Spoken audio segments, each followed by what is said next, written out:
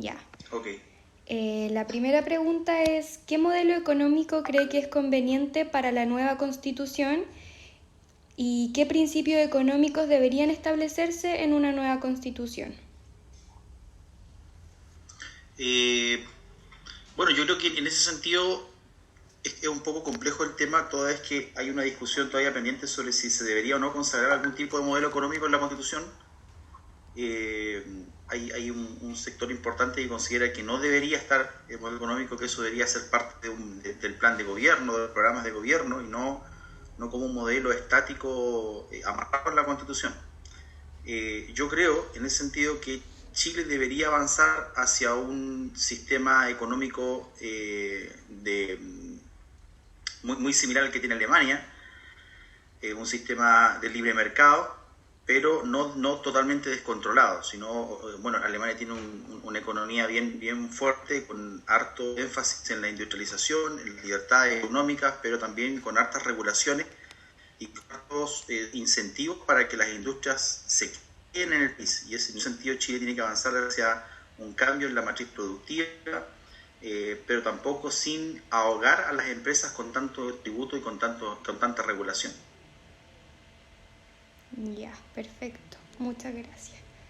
La segunda pregunta es, ¿qué rol debiese tener el Estado frente a las problemáticas sociales económicas, a su parecer? Bueno, ahí también esa es parte de la discusión y hoy tenemos como estas dos contraposiciones, por un lado el rol subsidiario del Estado y por otro lado el rol solidario. Yo creo que ambas tienen que ir de la mano, ¿no?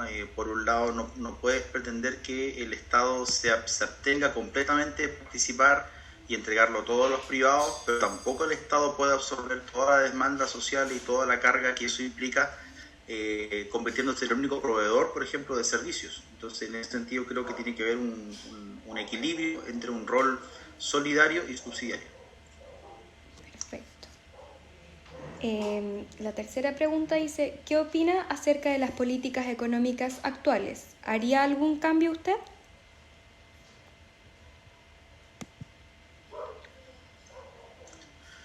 Políticas económicas actuales, no sé si te refieres al contexto en que estamos viendo hoy día de pandemia o pre-pandemia, porque han cambiado un poco. José, ¿cómo lo abarcamos? ¿Pre-pandemia o en situación de pandemia? Pandemia, Situación de pandemia está bien, situación. en situación de pandemia. Ya. Bueno, en ese caso, obviamente las políticas económicas han apuntado principalmente a resguardar el empleo, aun cuando se han perdido muchos empleos. Y ha sido también una gran crítica de muchos sectores hacia el gobierno, sobre que le ha dado demasiado énfasis al sector, digamos, a la economía, a guardar la economía antes que la salud. Yo creo que ambas cosas también tienen que ir de la mano. En ese sentido, creo que el gobierno en general lo ha hecho bien, en general, salvo demasiadas restricciones en torno a sectores productivos que de pronto han dejado de funcionar, y eso ha significado un aumento considerable en lo que es la cesantía, la pérdida de empleo, y también lo que ha involucrado, por ejemplo, el que muchas pymes y muchos pequeños emprendimientos hoy día están o quebraron, o no encuentran tampoco el espacio y la suficiente ayuda, y es la gran queja que hoy día, sobre todo las pymes, no encuentran las herramientas para poder subsistir en medio de esta hecatombe que es la pandemia. O sea, esto es algo que nunca se había vivido, y justamente lo que se esperaba y lo que se siguen esperando mucho es que el Estado vaya, entre comillas, al salvataje de las pymes.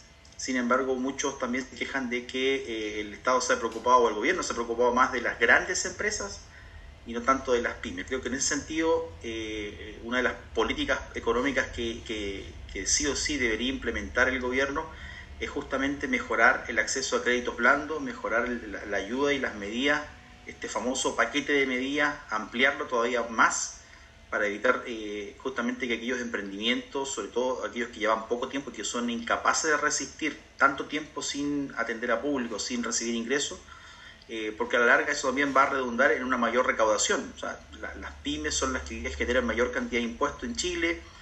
No olvidemos que las grandes empresas, si bien aportan muchísimo, pero también tienen muchas exenciones y muchos otros mecanismos para no pagar impuestos. Entonces, hoy día quienes se llevan la mayor carga tributaria son justamente la pequeña y mediana empresa. Entonces creo que ahí el gobierno le falta todavía implementar mejores paquetes de medidas para ir en ayuda y de esa forma también consagrar el derecho a emprender, algo que también está en discusión en la nueva Constitución.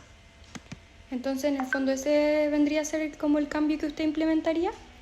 ¿Que usted propondría? Sí, profundizar más las políticas económicas, claro, en torno a las pymes. Ya, genial. La siguiente pregunta dice, ¿por qué se siente representado por su partido y por qué decidió postularse para constituyente? O en caso de independiente, ¿por qué no se siente representado por ningún partido y por qué decidió postularse a constituyente? Bueno, yo soy independiente, no he sido nunca militante de ningún partido. Voy en un grupo de un partido, pero no soy militante. En ese sentido, me motiva a poder participar el tener la experiencia, por un lado, soy de profesión contador, conozco muy de cerca todo el tema de lo que es el trabajo en emprendimiento. Apoyamos también junto con mi estudio contable muchos emprendedores y también tengo una vocación social muy fuerte. Yo hace 11 años dirijo una fundación que se dedica al rescate de personas ONG que trabaja fuerte en lo que es prevención de abuso infantil. Entonces, desde esa mirada más social, más territorial, cercana a la redacción de esta nueva Constitución, con una mirada no tan política, no tan jurídica, no tan técnica, pero sí con mucho conocimiento. Nos hemos preparado muchísimo. Además, detrás de mí hay un equipo de gente muy preparada, abogados, constitucionalistas, expertos en muchos temas, que son los que me están asesorando y están trabajando junto conmigo. Entonces, cuando uno quiere aportar, obviamente uno mira el espectro político y dice, ¿sabes qué? Yo no me siento representado por ninguna corriente política, ningún tipo de pensamiento, y por eso hemos querido participar desde el mundo independiente, pero con la salvedad de que lamentablemente el sistema electoral no permite que el independiente tenga mucha oportunidad y por eso buscamos un cupo en un partido. Ya, genial. La siguiente... Está muteado. Sí, me di cuenta, perdón. La siguiente pregunta dice, en el ámbito económico, ¿podría informarnos acerca de algunas de sus propuestas?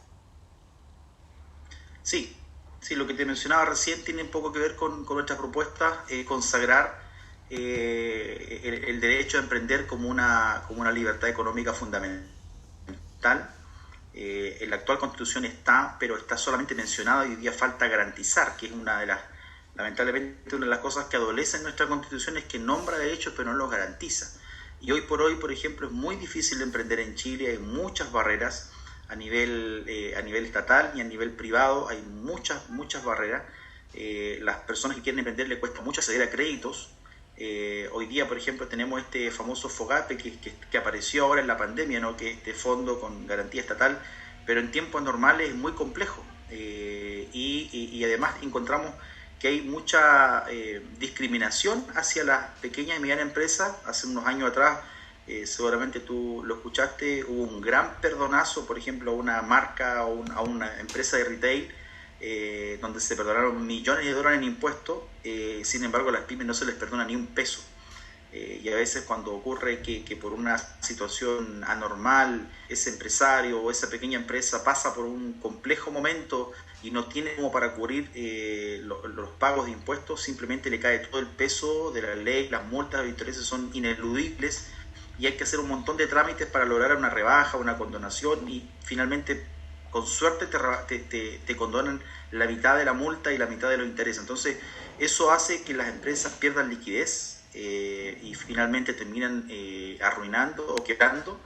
Y obviamente cuando una empresa quiebra afecta no solamente al empresario, afecta a la empresa, a la familia, afecta también a los trabajadores, en fin, es una cadena. Entonces una de las propuestas que llevamos es consagrar la libertad de emprender, allanando el camino para que a través de esta libertad consagrada y garantizada cambien también las leyes con respecto al financiamiento de las empresas, de los emprendedores, el poder también permitir que los bancos, en este caso los privados, también puedan otorgar créditos blandos, créditos con menores tasas de interés, que hoy día está pasando. Hay mucho emprendedor que realmente tiene una idea de negocio y va y quiere hacerla, pero no tiene dónde sacar el financiamiento y recurre a un crédito de consumo, porque los bancos no te prestan plata por emprendimiento así como así.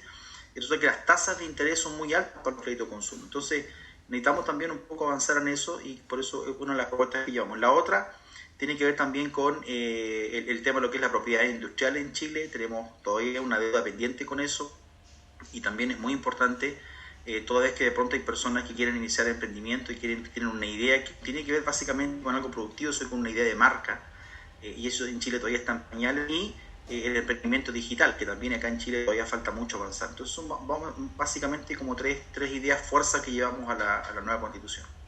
Perfecto, muchas gracias. La siguiente sería, ¿cuál sería la primera propuesta económica a implementar en la nueva Constitución y por qué? La primera propuesta es lo que te mencionaba recién, consagrar el derecho a emprender, la libertad de poder emprender. La actual Constitución lo dice, insisto en eso, lo dice, pero no lo garantiza. Entonces, a la hora es un poco hipócrita, ¿no? Sí, usted puede emprender lo que quiera, pero a la hora de hacerlo no encuentra los mecanismos. Entonces, creo que eso es algo que sí o sí lo debemos llevar adelante, toda vez que uno, cuando estudia las economías del mundo, se da cuenta que efectivamente las grandes economías dan mucho espacio para el emprendimiento. No olvidemos que Japón, después de la Segunda Guerra Mundial, se levanta gracias en gran parte a que las familias se transformaron en emprendedores. Y hoy día las grandes industrias japonesas nacieron de una familia que decidió emprender. Entonces, creo que ahí nos falta todavía y es una de las propuestas que queremos implementar. Perfecto. ¿Haría un cambio o reforma al Banco Central y a la Contraloría General de la República? Yo creo que reforma sí, en el sentido de aumentar la autonomía. Yo creo que es muy importante que el Banco Central siga siendo autónomo. No puede convertirse el Banco Central en un organismo manejado por el Ejecutivo. Creo que es muy importante que el Banco Central mantenga esa autonomía, toda vez que son los que definen la política monetaria en Chile. Entonces, es muy importante su autonomía y en eso creo que habría que profundizar con mayor fuerza la autonomía del Banco Central. ¿Y la otra era la Contraloría? Espérame. Sí, a la Contraloría General de la República. Sí, también lo mismo. La Contraloría es un órgano autónomo del Estado y creo que también ahí una de las grandes problemas que tenemos en general con la Contraloría es la falta de mayor supervisión, sobre todo, por ejemplo, en ámbitos municipales. Ha mejorado, pero tenemos que mejorarla todavía más. Y también y eso se debe principalmente a la escasez de recursos asignados. Siempre son pocos fiscalizadores para muchas entidades y en ese sentido otorgarle mayor autonomía, mayor poder para fiscalizar, y que también los procesos se modernicen de tal manera que sean más rápidos, ¿no? A veces los informes o los procesos de las Contralorías se demoran meses, demoran años, y eso le hace daño también a la democracia. A veces se menciona que pronto una persona está siendo investigada y se pueden demorar meses y esa persona queda con un poco la estela que fue culpable, después aparece el informe que no lo fue, o viceversa, ¿no? Esa persona sigue ocupando cargos de poder, cargos de influencia. Entonces creo que ahí hay que darle mayor recurso a Contraloría para que esos procesos también sean más acelerados. Perfecto. Y la última pregunta dice, ¿qué modelo de Estado se requiere a su criterio? Un modelo de Estado muy eficiente. Eso también es algo que se va a comenzar en la nueva Constitución. Queremos un modelo de Estado donde efectivamente el Estado esté al servicio de las personas y no las personas al servicio del Estado. Eso involucra que el Estado sea muy eficiente en el uso de sus recursos, que sea muy estricto en torno a la probidad funcionaria, y que sea también muy atingente al uso de esos recursos. La responsabilidad fiscal es también una de las cosas que nosotros llevamos como propuesta a la nueva Constitución, que se consagre la responsabilidad fiscal como un deber del Estado, ¿no? Es decir, que el Estado no gaste más de lo que tiene, aún en periodos de crisis. Hoy día el llamado de muchos sectores es que el Estado se endeude, y yo creo que ahí tiene que primar mucho la responsabilidad fiscal. Viendo también lo que ha pasado con otros países, finalmente esto termina dañando mucho. Entonces necesitamos que el Estado sea muy responsable, y como digo, que hayan medidas muy drásticas para aquellos que se atrevan a utilizar el dinero del Estado para el propio. Perfecto. Eso sería todo. Muchas gracias por su tiempo, por su respuesta. De verdad, se lo agradezco mucho.